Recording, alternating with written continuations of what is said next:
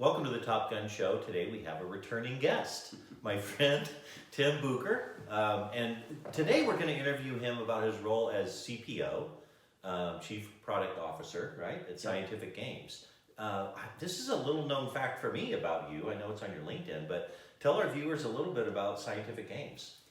Scientific Games is a global gaming company. So if you've ever bought a lottery ticket anywhere in the world, I have. You? Yeah. Did you win? I supported you. Okay, thank you. If you have played social games, free-to-play games, if you've played in any casinos, or if you've placed any sports bets, legal sports bets, you've probably used Scientific Games products because we power all the lotteries. We have free-to-play games on mobile. We provide all kinds of gaming technologies from tables to slot machines and everything in between. To casinos, and then we also power the largest sports books around the world.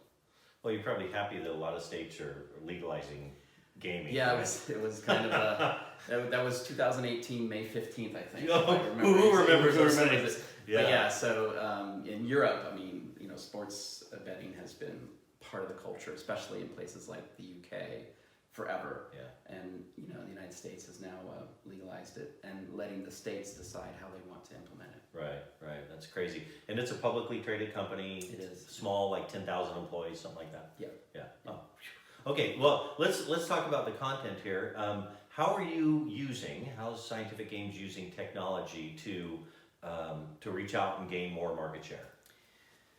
A great question, and when you really look at the gaming industry as a whole, what you're trying to do is provide, first and foremost, great entertainment for the players. That's really critical. And then you're also trying to provide good business opportunities for operators, whether they're state lotteries or the Italian lottery or casinos and whatnot. And one of the things that has really become a big part of how we look at future technologies is the world of artificial intelligence. Right now, we've been talking about it for eons, and really over the last 5+ years, it's become real. And one of the reasons why it's become real is that we have a lot more data upon which we can do machine learning and do things that can make the player's experience better, because we know when certain things might happen, and then we can make it more exciting for them. Or we can provide better insights to the operators and say, hey, this is how you could make your guests' experience better, or how to make that lottery ticket more fun. In addition to that, we're really embracing all of the AI work with computer vision. So, when you're in a casino, for example, and you're playing blackjack, everything that's going on is kind of monitored by humans in the past. There's a lot more that can be done now, automated with object recognition. Really? And so card counting is now, you could use AI to see card counters, or I mean, you can count cards with computer technology. And one of the things that is really important, and I hope many other companies are doing this. I know many other companies are doing it, but still, there's only about 50% of the world data that's coming from cloud opportunities. A lot of people think cloud is about compute and storage, and it's really about the high-level services that you can utilize. And so when you look at like we have partnerships with AWS, and they have services like recognition, and this recognition service can tell you what's on a picture or on a video. And so, you don't have to have, 10,000 engineers developing this technology. You can utilize these services and put together solutions for the market that you are in. So that's another thing that we're very, and I'm in particular maniacal about, is, really embracing the cloud technologies that several big companies have been pushing. That's amazing. So we're friends, right? Yeah. And friends share things.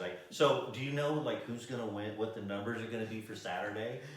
No, Powerball? Because Jesse and I will split it with you. No, I don't, Steve. You were mentioning before we went on the air that you don't even you don't gamble, you don't buy a lottery ticket. No. You're kind of prohibited from that. I don't do that. Yeah. But you don't need to, but no, I focus on making the experiences great. Yeah, that's wonderful. That's wonderful. So let's talk about something a little bit more personal.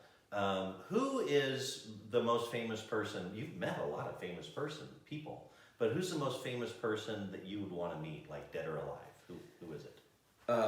That's a great question, and it's somebody that I have actually admired and also kind of questioned a little bit. He's semi-controversial, and it's Elon Musk. And the reason why is fundamentally I consider myself an entrepreneur and an entrepreneur. An entrepreneur meaning starting new things or creating new things. An entrepreneur being in big companies and trying to help make change, right? Impact.